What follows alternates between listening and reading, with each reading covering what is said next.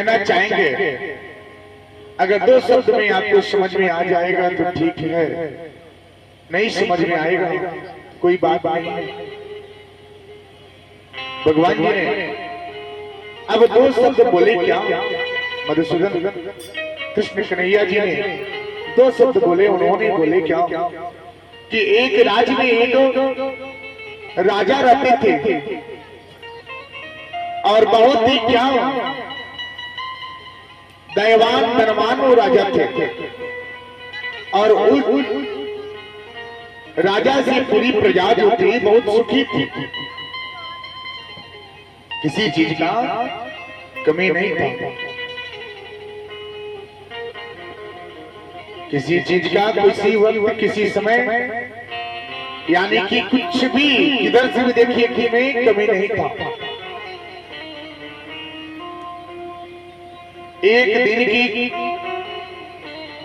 बात है, उस राज्य में सूखा पड़ गया, यानी कि गेहूं धान सब्जी की जो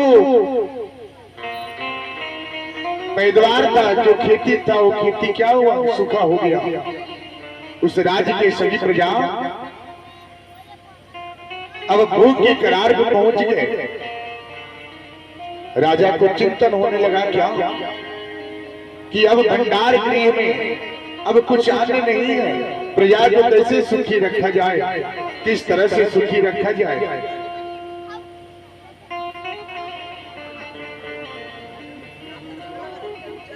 कैसे सुखी रखा जाए।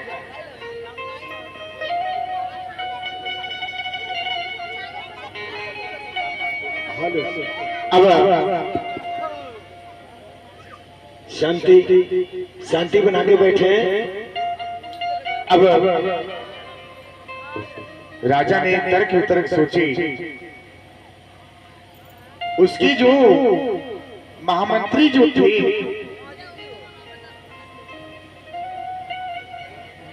महामंत्री जो थे, उन्होंने तरकीब किए। महाराज, राजा ने प्रश्न कर लिए कि सबसे सस्ता इस नगर में क्या है, बस तो क्या है, क्या चीज से प्रजा सुखी हो सकता है।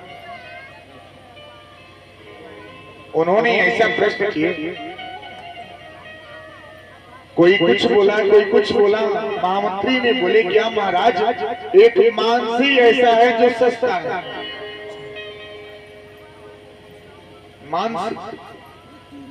मांस का सेवन करते हैं, एक मांसी है जो सस्ता है, दूसरा कोई नहीं सस्ता, कोई तरकीब नहीं।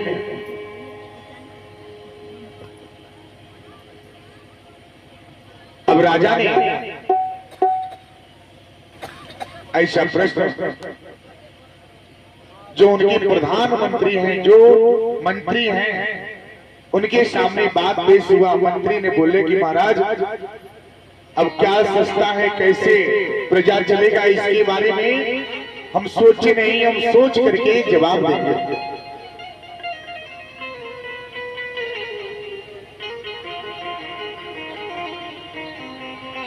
एक दिन समय जब मांग लिए, आधी रात का समय था। अब जो मुख्य उस सभा के मंत्री हैं,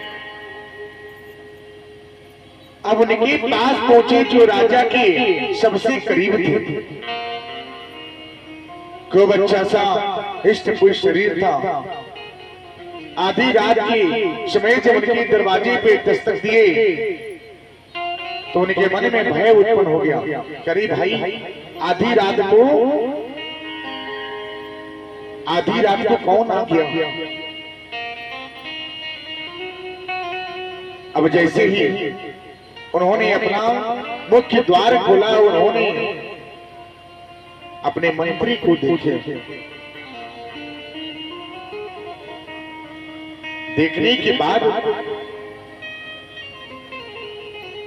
उन्होंने सारी प्रस्ताव रखे। मंत्री ने बोले कि बहुत ही अजीब घटना हो गया है, राजा को बहुत बड़ा एक बीमारी लग गई है, बहुत बड़ा बीमारी लग गया है। रोग हो गया है। अब उनके जो खास व्यक्ति था, पहले तो फोन टेलीफोन नहीं था, संकेत जाता था, संकेत सुबह तक आवी तब तक ये उनके पास दस्तक दे दिए और देने के बाद बोले कि बहुत बड़ा बीमारी लग गया है और उनको बचाने के लिए क्या है, मांस की जरूरत है, मांस की 2 तोला मांस की क्या है, आवश्यकता है, जरूरत है। अगर किसी स्वस्थ व्यक्ति का हृदय कलेजा अगर निकाल करके, गुर्दे निकाल करके अगर राजा को लगाया जाएगा तो राजा की जीव प्राण जो है बच सकता है। ध्यान से सुनिएगा, भगवान जी ने ऐसे प्रश्न किए। अब मंत्री ने राजा की खास व्यक्ति से प्रश्न कर लिए और उन्होंने अब जब इतनी बात जब वो खास व्यक्ति ने सुना तो उनकी जो है आंखें लाल हो गई, पूरा शरीर तैरा गया, कांप उठा। अरे भाई आप क्या बोल रहे हैं? मंत्री ने बोले कि हाँ मैं बिल्कुल सच बोल रहा हूँ और हमने देखा कि आपसे हिष्ट पुष्ट इस नगर में कोई नहीं है, तो आप एक काम करें, आप ही अपना जो है कलेजा जो गुर्दा है उसको निकाल करके प्रदान कर दीजिए राजा को और राजा का इलाज हो जाएगा। ऐसे राजा नहीं रहेंगे तो प्रजा कैसे चलेगी?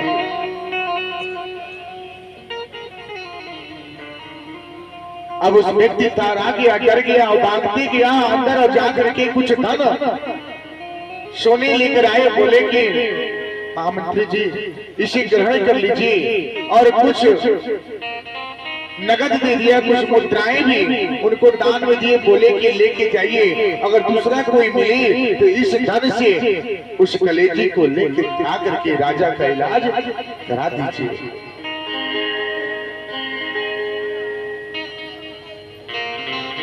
अब फिर भी मंत्री ने एक तरकीब और सोची, उनको क्या थोड़ा सा और दिमाग में प्रेशर करने के लिए एक बात बोले, क्या दूसरा व्यक्ति इस समय कहाँ मिलेगा? कहीं नहीं मिलेगा महाराज, आप एक काम करें, आप ही अपना जो है ये जो कलेजा है ये निकाल करके दे देवे। जब निकाल के देवे तो इससे राजा का इलाज भी हो जाएगा और राज प्रजा सुखी भी हो जाएगा। व्यक्ति ने सोचा कि अगर कलेजा निकाल के दे देंगे हम नहीं रहेंगे। अभी बोले क्या कि आपको बहुत सारे धन प्रदान होगा, राजा से कह करके आधा धन राजपाट जो है आधा दिला देंगे, आधा राजपाट आपको दिला देंगे। अभी व्यक्ति ने बोला कि अगर शरीर ही नहीं रहेगा तो धन रह के क्या करेगा? धन रखे और राजपाट लेकर के हम क्या करेंगे? उन्होंने बोले महाराज कोई दूसरा कोई तरकीब अपनाइए, हमको छोड़ दीजिए। वो भागने लगा और जो धन दिया था अभी मंत्री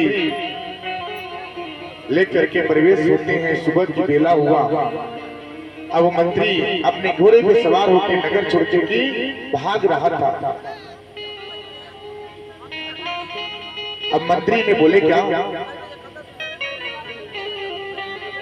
ठहर जाइए, भागिए मत, आप रुक जाइए, चिंता की कोई बात नहीं है, हम कहीं और देखते हैं, दूसरा कोई व्यक्ति मिल जावे तो उससे हम प्रस्ताव रखेंगे। आप चिंता मत होए, आप आराम से अपने घर पे रहो, घर पे बैठ करके सोए, चिंता की कोई बात ना सोचे।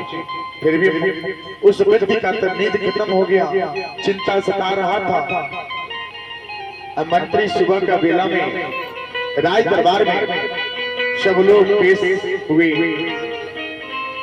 सब लोग एक दूसरे से सोचे क्या क्या किया जाए, कैसे होगा।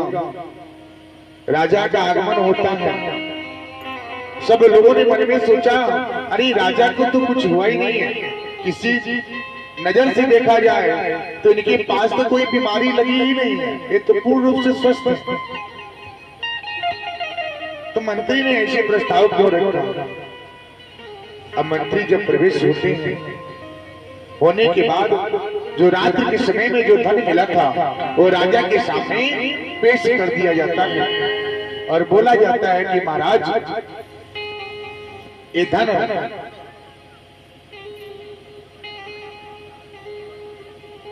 ये वास्ते मिला है, आपके इलाज के लिए मिला है, और मैंने ऐसी ऐसी बातें कह करके ऐसी व्यवस्था मैंने रखा, और यहाँ से आपकी जो मुख्य हैं उन्होंने अपनी प्राण अपनी कलेजा न निकाल के इन्होंने धन दिया है कि इसे ले जाकर के राजा का इलाज करा लीजिए।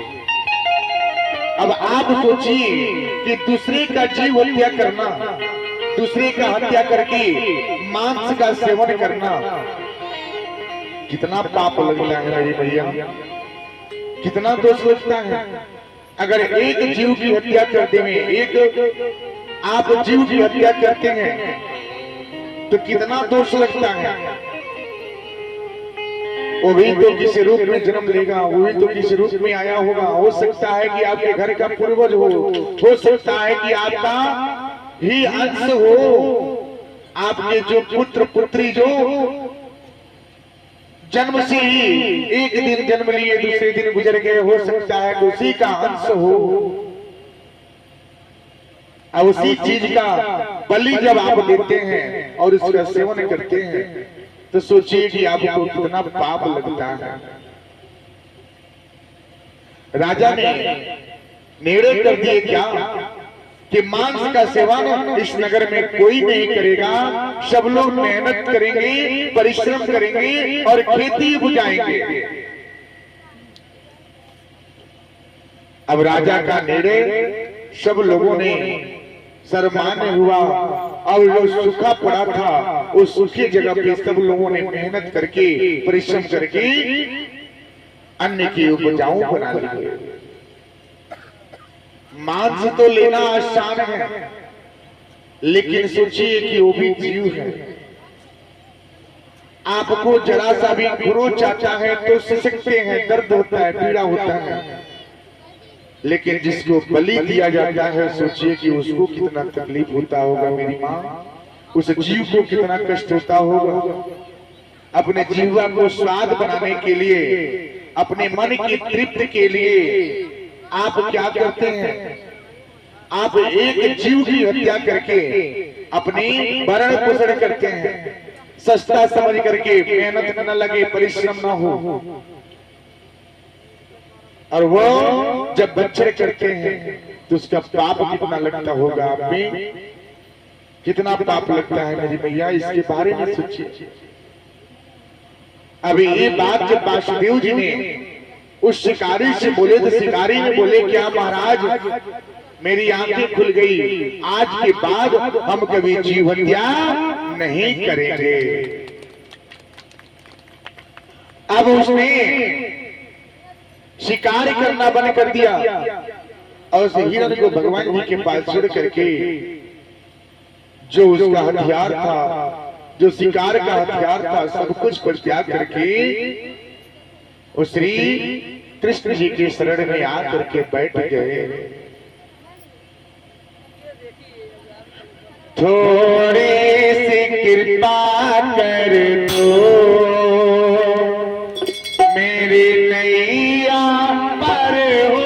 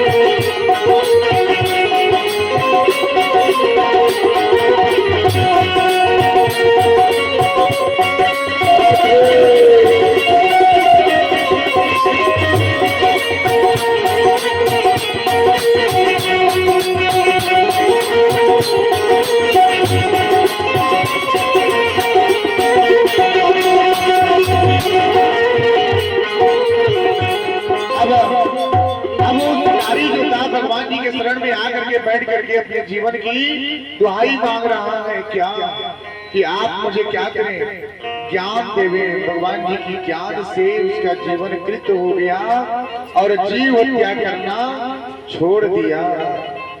तो सब लोग जो मांस का सेवन करते हैं ना, उसको परित्याग कर दें, इससे जीवन नहीं चलता है। एक माँ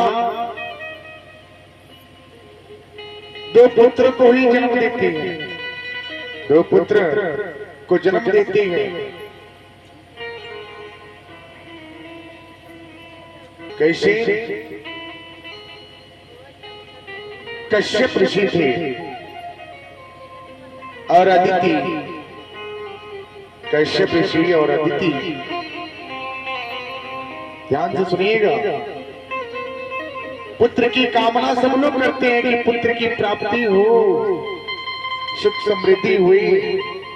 पुत्र से शरणागति नहीं होता है, शरणागति होता है आपके कर्म से।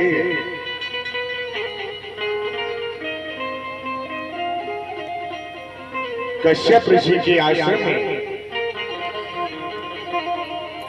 अब भगवान जी का आगमन कैसे होता है? हेलो, जो माता बहने कथा सुन रही है, बीच में आना जाना परम पवित्र है, सब लोग शांति बना के बैठे।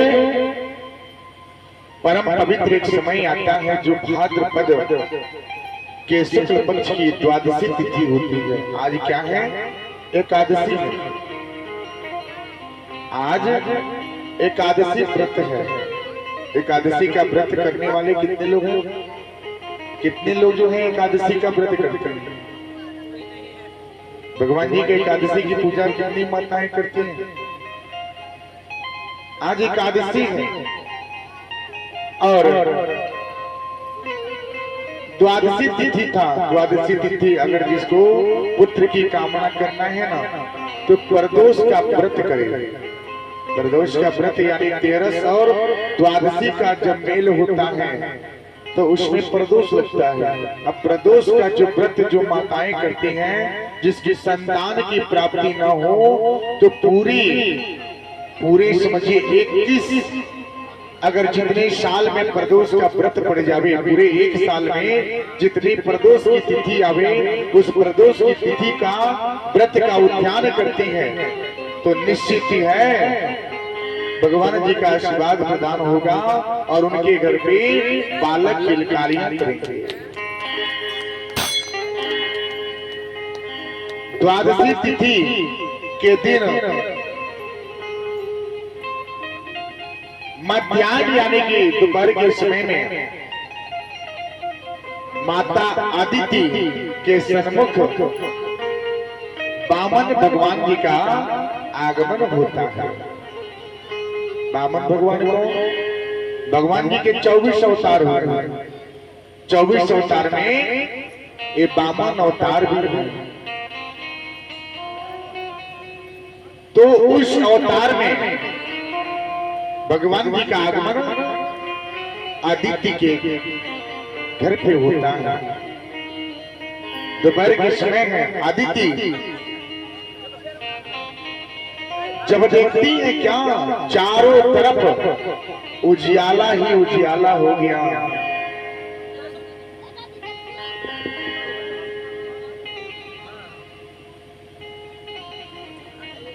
उजियाला ही हो गया। उनका जो हृदय था वो आनंद हो गया, क्योंकि उन्होंने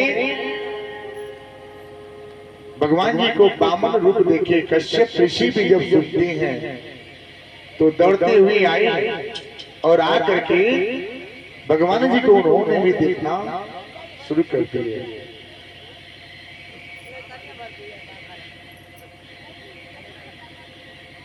उनका जो रूप था चतुर्भुज रूप, चार भुजा, चारों भुजा का रूप देख करके इनका मन क्या हुआ, प्रफुल्लित हो जाता है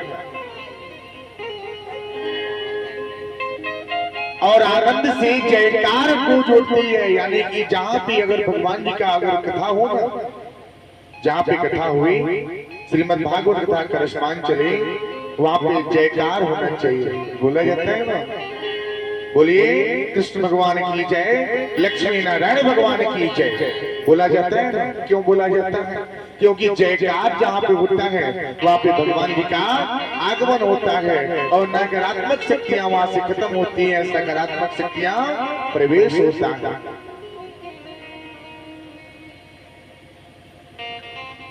जब वो माता के सन्मुख जब आते हैं तो उस समय उनकी आयु कितने वर्ष का होता है? 7 वर्ष का।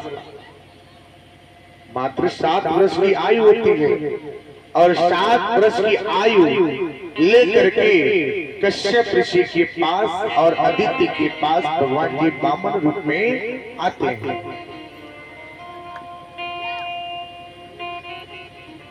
सबका मन प्रफुल्लित हो उठता है, हृदय खुशी से झूमता है।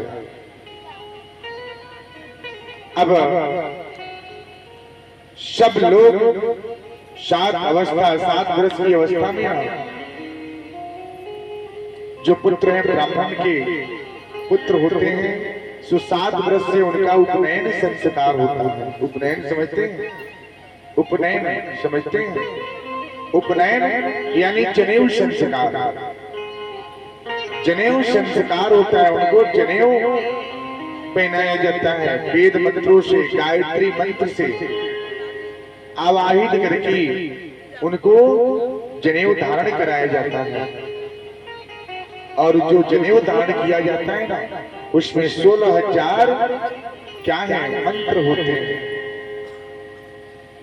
जो वेद कर्म से लेकर के 16,000 मंत्र का आवाहित करके उस जनेऊ में आवाहित कराया जाता है और उस ब्राह्मण को पहनाया जाता है।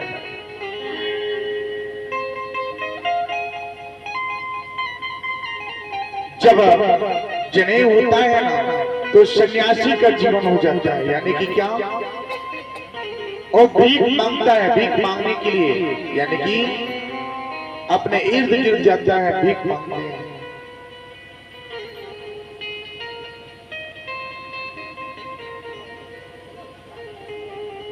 भीख मांगा जाता है। देव गुरु, देवताओं के गुरु कौन है? बृहस्पति। जो देव गुरु होते हैं